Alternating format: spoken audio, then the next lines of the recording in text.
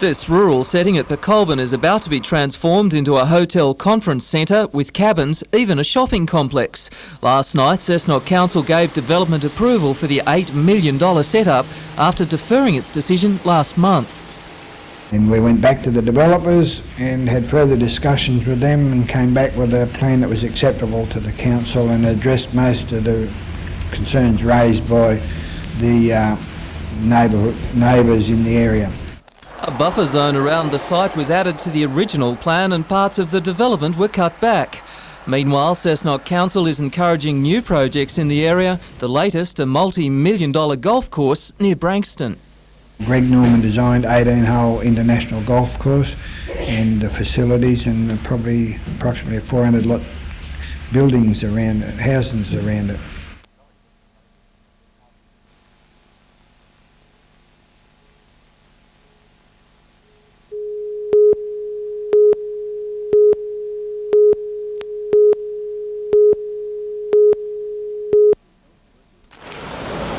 Health workers have been lobbying for an improvement in health services for the West Lakes area since the late 80s. In that time, they've contended with the cramped surrounds of Toronto's Community Health Centre. Oh, it's great news, not only for the staff of the West Lakes Community Health Centre, but the people of West Lakes. And it's going to be a big boost to health services out there, and we're really pleased that the announcement has been made. Good to see the project underway at long last. The two-storey building will accommodate a casualty clinic as well as offering anti- and postnatal chemotherapy and rehabilitation services, saving many people the trip to centres such as the John Hunter. Patients would only be referred on to hospital beds if necessary. They're not only replacing the existing community health centre but adding new services, particularly a new dental clinic for the first time in the West Lakes area, a range of other ambulatory care clinics, and of course the after-hours general practice will be an important service. Similar clinics are being considered for other major growth areas.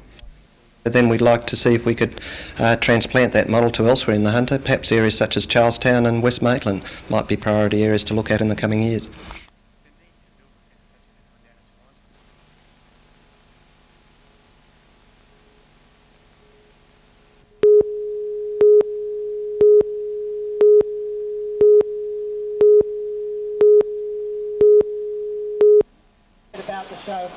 The dark skies and damp weather set the scene for today's launch of the classic musical Singing in the Rain.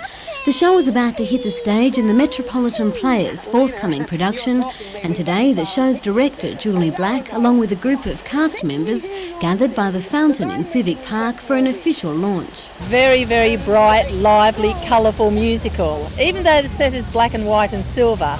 Several scenes from the musical were played out before the skies opened up, bringing an extra dash of realism to the performance. Just singing in the rain, what a glorious feeling. The show opens on June 12th at the Griffith Duncan Theatre. Emma Siossian, NBN News. I don't think all the choreography's like that, you know. Thank you.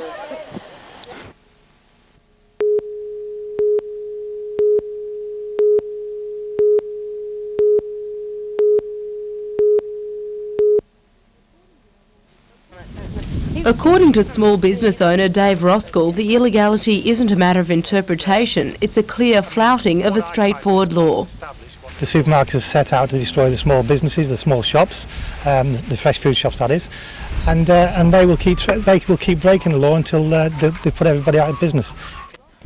Mr Roskell says under the Factories, Shops and Industries Act, supermarkets licensed to trade on Sundays are permitted to open their doors only between 10 a.m. and 4 p.m. But many supermarkets around the region are opening much longer hours. I've sent a list of 16 to the Department of Industrial Relations that because space wouldn't permit me to put any more down, I'd have had to write an Encyclopedia Britannica if I wanted to put them all in. Mr Roskell says he has indisputable evidence from shopping dockets and the public that the stores are open long hours on Sundays. Local store managers from Coles and Woolworths today declined to comment on the matter. Laura Saperstein, NBN News.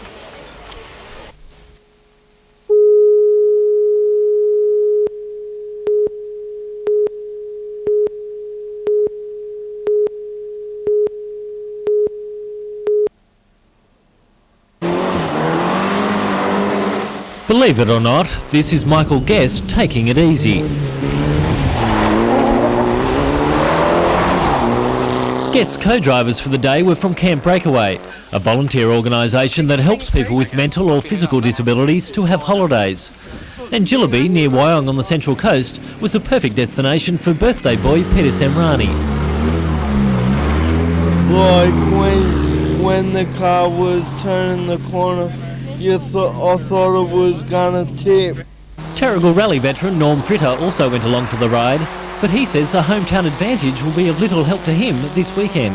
But I don't come out here much. I have done years ago, but I don't remember the roads. I think they call it amnesia, can't remember them. But he gave some new rally enthusiasts memories that they'll never forget. Pretty is harder. It was like you're a bit out of control, but nearly get to the edge and you come back again. It was great. And that's what promoters have promised at the Forest Classic in the Wataghan Mountains this weekend, as Michael Guest tries to make it 3 in a row. I think Rick Bates in the Group A Salika, and there's a guy from Coffs Harbour, Dave Carlton, in a Nissan Pulsar 4-wheel drive turbo, and they're both very quick guys, and I'm going to have my work cut out for me tomorrow, there's no doubt about that. Richard O'Leary, NBN News.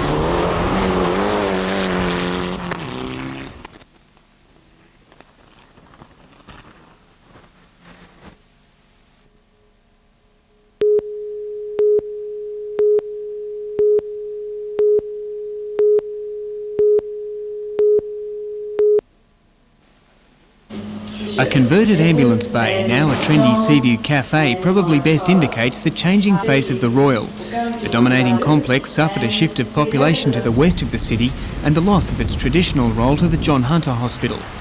The 1989 earthquake nearly sealed the fate of the Royal, but finally, with a new coat of paint and some more people-friendly alterations, what's left of the hospital is making a comeback. We're very pleased with what's gone on here, and this refurbishment program, together with all the other projects that have been completed to a sum in excess of $5 million in the last couple of years. By closing off an old first-floor ward of the Nixon wing and concentrating efforts on the third floor, a modern and comfortable orthopaedics unit now offers staff and patients better services. The hospital specialises in bone and joint disorders and will see more than 8,000 admissions this year and serves the needs of another 1,500 outpatients. The Hospital Auxiliary and Maitland Cancer Appeal raised thousands for the work, and it's hoped the proceeds from the sale of other hospital land at the site will fund the next stage of renovations, likely to include a hydrotherapy pool.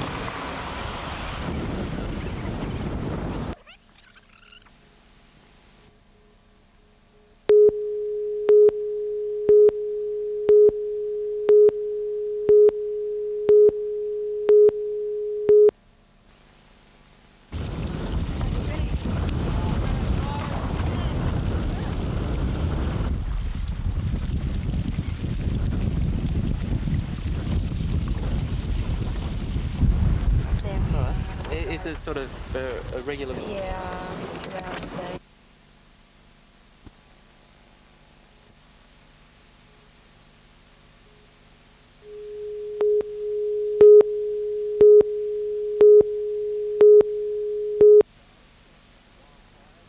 The wildfires shocked the visitors in the first minute with a willingness to run the ball. Nathan Friss's broken field running rewarded with a spectacular try finished by winger Chris Henderson. But their joy was short-lived.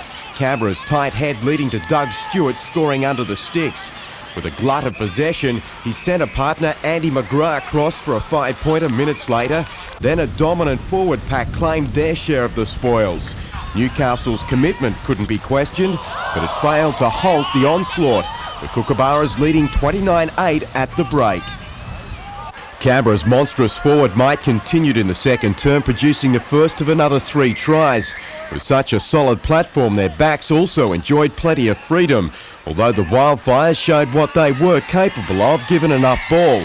Christian Taylor's effort followed by outside centre Brad Osman, who crossed for a late consolation, but it was to no avail, Canberra winning by 28 points.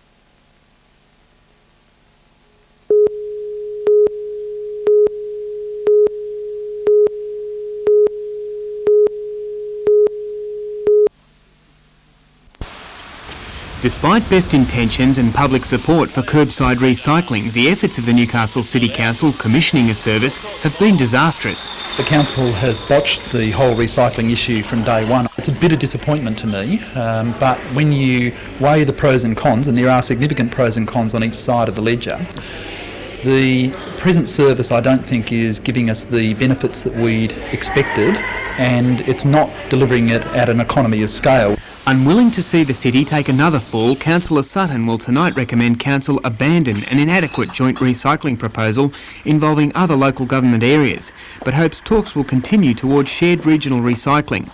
He believes that councils and ratepayers have been conned into accepting responsibility for recycling. There's been a big rethink even within the environment movement about the effectiveness of curbside recycling collection services, because what it means is that the community, through local government, is picking up the tab for what is really the squanderous activities of industry and manufacturing industry, especially the packaging industry, in producing this material and not taking any kind of responsibility for what happens to it.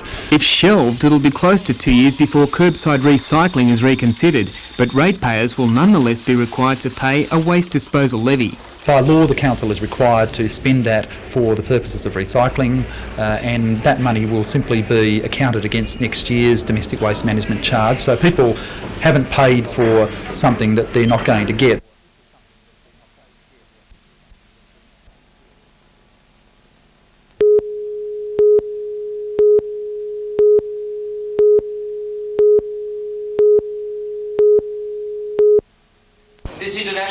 The President of the Australian Council of Social Service, Robert Fitzgerald, today addressed a crowd at Newcastle's Harbourview Function Centre on the emerging challenges and opportunities facing the new federal government. His main focus was on Australia's unemployment problem. I think the critical issue, particularly for regional areas such as the Hunter Valley, is going to be unemployment and the continuing high levels of unemployment. Mr Fitzgerald says there needs to be greater access to welfare programs. A new government strategy should be considered to significantly reduce unemployment levels by the turn of the century. We need strategies that will actually return Australia to full employment by early next century, and that's going to be a big ask, not only in terms of industry policy, but also ensuring that labour market programs are not cut in the federal budget, but in fact strengthened to enable low-income people to access the jobs that are being made available.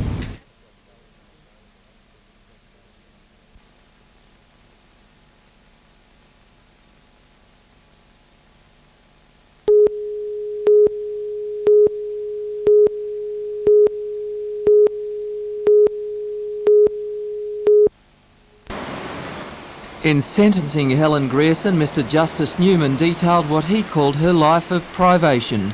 Not only had she killed her baby, Dane Aidan Grierson, in her Port Macquarie home on June 28 last year, she had lost another son 6 years ago to cot death. A drug addict, she had worked as a prostitute. She was a victim of domestic violence. Her father had been killed by her mother.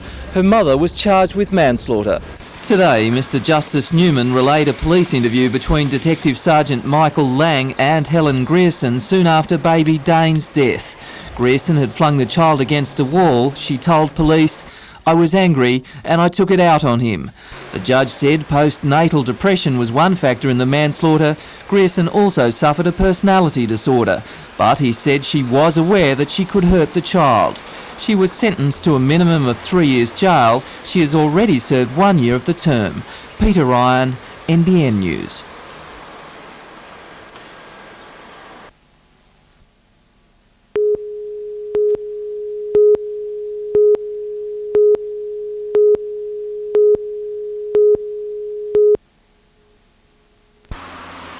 It may not be too long before cats will have to be registered, implanted with a microchip identification and locked up at night.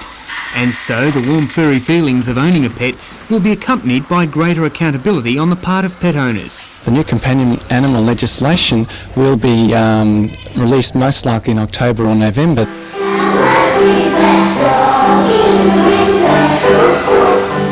Launched in Hunter schools today, a Pets and People education program is aimed at teaching trouble-free pet ownership to children and their families. The program is an initiative of the Australian Veterinary Association and is to be distributed free to schools. Pet Pep is a good area of explaining about responsible pet ownership, and it helps the children to see what the main ideas about looking after a pet are, how to care for it, how to prepare for a pet so that the family's not disturbed by it but enjoys the pet being there, and also how to be responsible, not to let the dog roam, not to let the cat out so that it can get to the birds and the wildlife and that sort of thing. So it's all about teaching the kids about responsible pet ownership.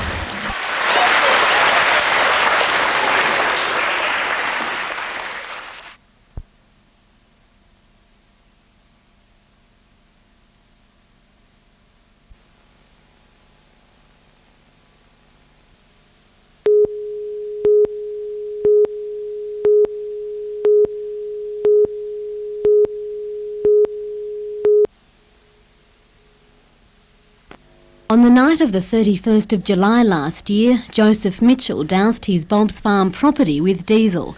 Wearing a balaclava and gloves, he then attacked his 55-year-old wife, Jennifer, while she was asleep, striking her in the face before covering her face with a pillow. He initially claimed robbers had made him do it, but later admitted he had acted on his own. Last week he was found guilty of having assaulted his wife and causing her bodily harm. He was found not guilty of an alternative charge of having tried to suffocate her with an intent to kill. Today in court, Justice Newman described Mitchell's actions as a bizarre and ridiculous attempt to carry out an act of arson, saying the attack on his wife had had a marked psychological effect. In handing down his sentence, he said that with regard to Mitchell's age and past good record, a jail term would be inappropriate. Mitchell was placed on a 3-year good behaviour bond on the condition he does not attempt to contact his wife during that time. He was told any attempt to do so would result in him being sent to jail. Any contact Mitchell makes with his wife must be done through a solicitor. Justice Newman concluded by encouraging Mitchell to please act as though you are 60 years old and not a juvenile. Emma Theossian, NBN News.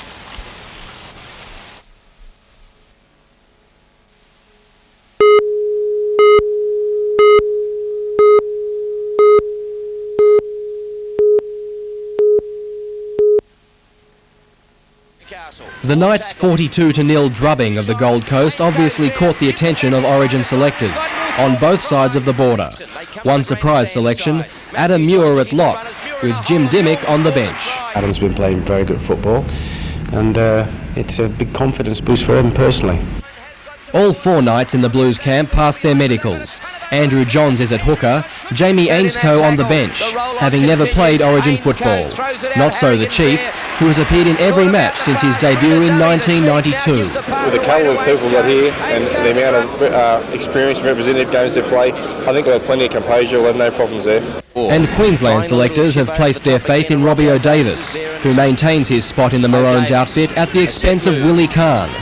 Malcolm Reilly says the selection of 5 Knights is a coup for the club, competing against Super League aligned players. People said, well, you know, they wouldn't be in if it wasn't for the absence of those other players. There's no excuse this time. The guys have got in there on merit. The Knights will rest this weekend because of the split round. Their next encounter will be against Auckland. Robert Ovadia, NBN News.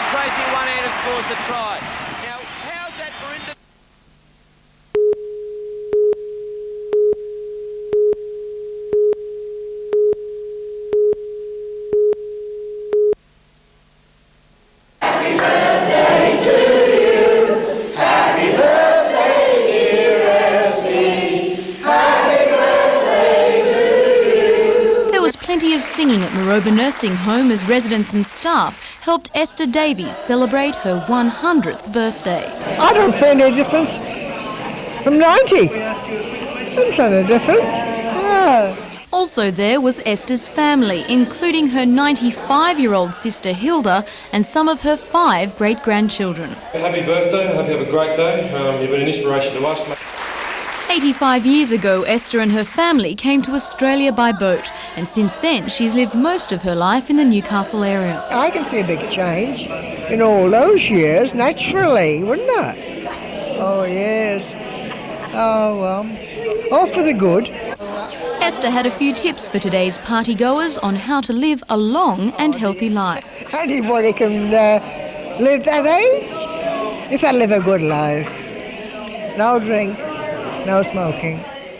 The sprightly 100-year-old says she's still got a few good years left. Simone Thurtell, NBN News.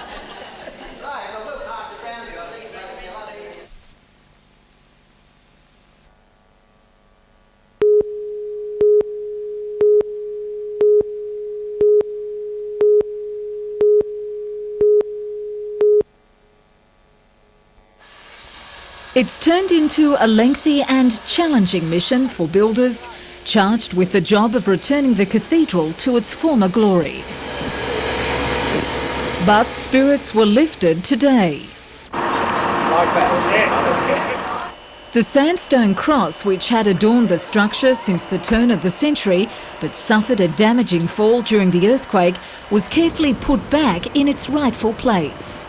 May this cross raised above this city be a sign to us all of your love for us. Bless this cross those who work on this building. The man responsible for repiecing and bonding the 1.5 metre high cross is Bosnian stonemason Muho Delek. With credentials that include working on some of Europe's greatest cathedrals, his arrival as a war refugee has been described as a godsend. However, Mother Nature stepped in late this afternoon. Strong winds forcing builders to take the 300-kilogram cross down, with its return rescheduled for early tomorrow morning. While repairs continue on the eastern end, work has just begun on the western side of the church. And if all goes according to plan, most of the $14 million job should be finished in time for Christmas services.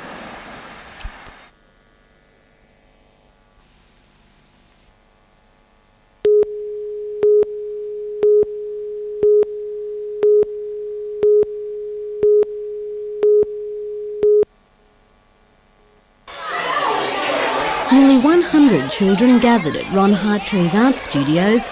Under the expert guidance of some art students from Newcastle University, they painted, drew and stencilled their way through the morning. Much of the work reflected their local environment, the kindergarten children working on a mural of the Carrington area. Part of the theme is on the changes to Carrington, and so in their paintings we're seeing things like the Carrington Hill. One of the paintings over there is Carrington Hill at sunrise. The Youth Art Workshop is part of Newcastle Permanent's visual arts program in schools and is designed to give students a chance to explore their creative talents. And the children certainly agreed it was better than a morning in the classroom. We've been tracing, doing paintings and tracing it. And we've been making bats. We've been making bowls with clay and we've been decorating with spoons and knives and that. Emma Ossian, NBN News.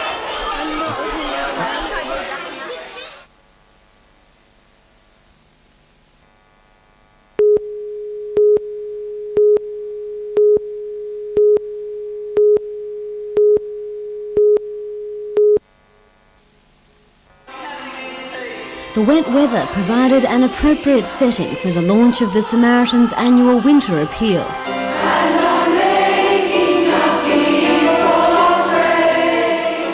The Anglican Bishop of Newcastle, Roger Hurft, announced the fundraiser at the Morpeth Conference Centre, where Anglican women in the area were holding a special meeting. The theme of the appeal is Share Your Warmth this winter. I think this winter is going to be very cold in many ways, both in terms of the weather and economic issues for people.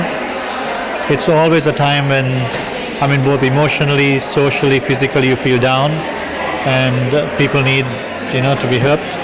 The agency is aiming for a target of $110,000, with all funds used to help local people in need. Emma Ossian, NBN News. Central Coast, Newcastle, Lake Macquarie, Hunter.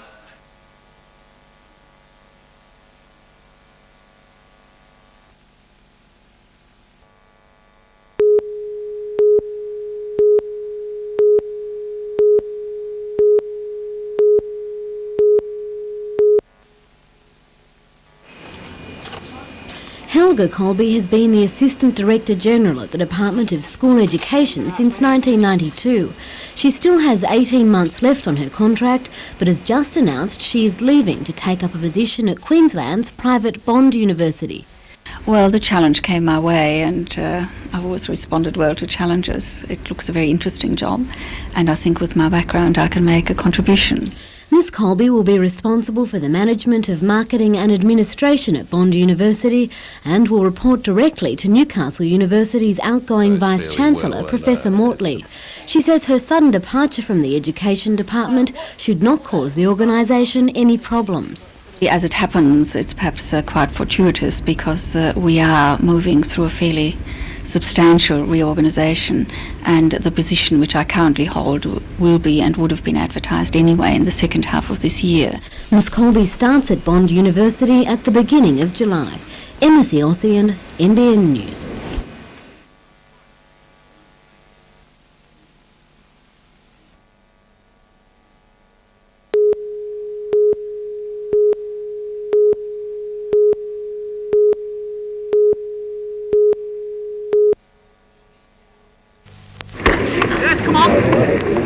This moment was part of the formative years of cricket, the 1928-29 test between England and Australia. Walter Hammond in the process of clocking up 251 runs, only the second ever double century against Australia. And see this inconspicuous chunk of willow, the bat that made Walter Hammond a legend. Well, it's turned up again, behind some clothes, in a Newcastle wardrobe. Robert Payne's granddad is one of the little white specks in this crowd, and after the game he showed he was a man who thinks ahead. My grandfather offered to buy the bat from him, and Hammond was willing to sell for the sum of 10 shillings, and the members of the team autographed it for him. The 14 signatures include Hammond and Harold Larwood.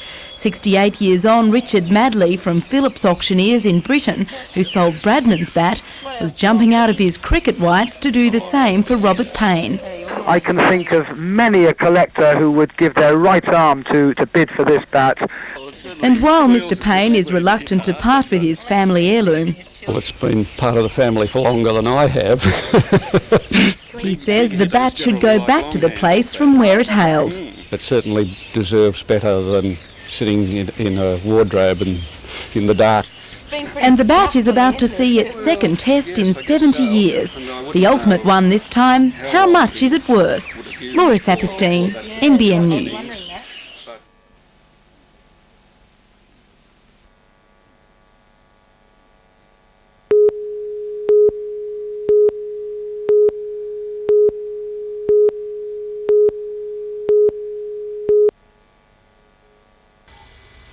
It was at Dyer's Crossing, west of Foster, that Graham Hall is alleged to have tried to kill his wife Jennifer twice.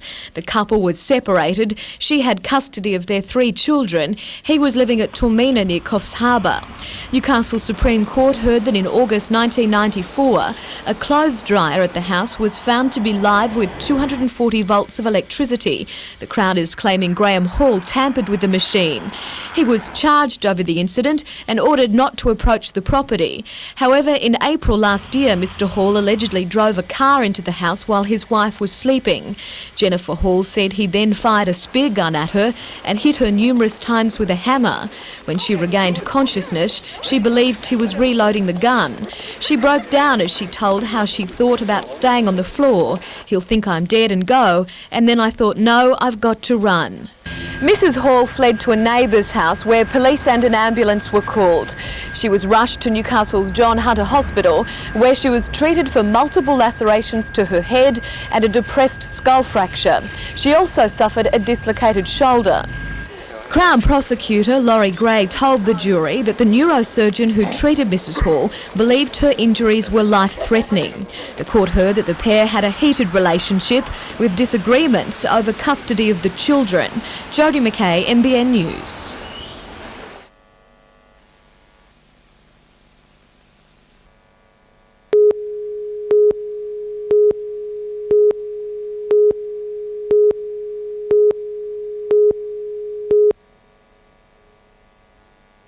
Today the home opened its doors at the first of what it hopes will become an annual open day. Pauline Kelly says the only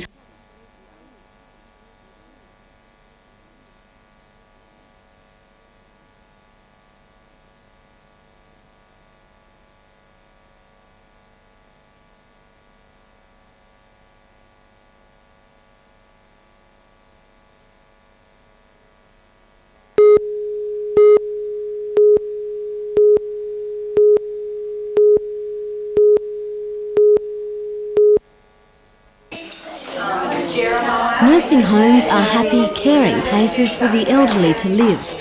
That's the impression the Toukley Lakeside Nursing Centre would like to give, hoping to dispel some of the commonly held ideas that nursing homes are often poorly run dumping grounds for elderly people.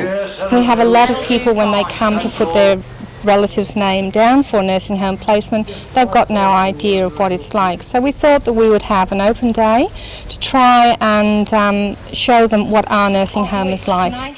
Today the home opened its doors at the first of what it hopes will become an annual open day.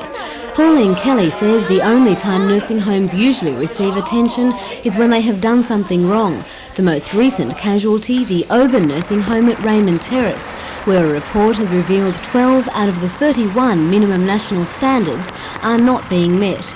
Ms Kelly hopes the Toukley Open Day will give nursing homes some of the positive publicity they need. It's good that there can be some positive going out to the community about nursing homes so that it can help perhaps measure out some of the negatives, which are not throughout the whole of the nursing home area. Emma Ossian, NBN News.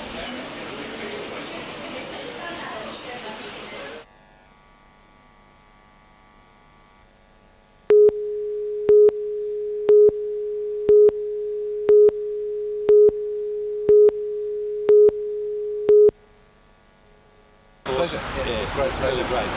There's the keys to it. I hope it's...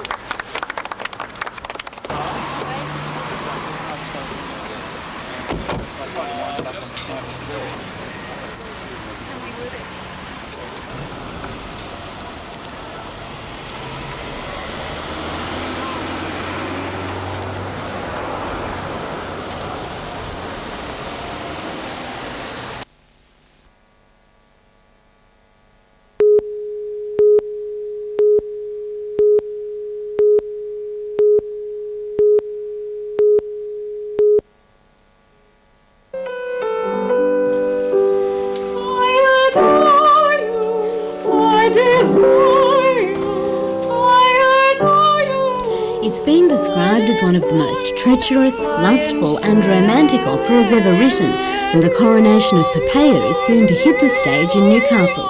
The production is being put on by the Opera Hunter Company and the Conservatorium of Music, and is expected to appeal to a wide audience.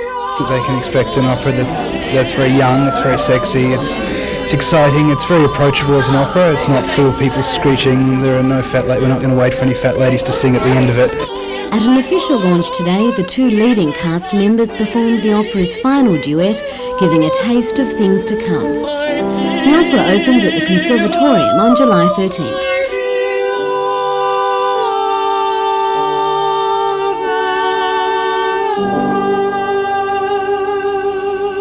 Emma Ossian, NBN News.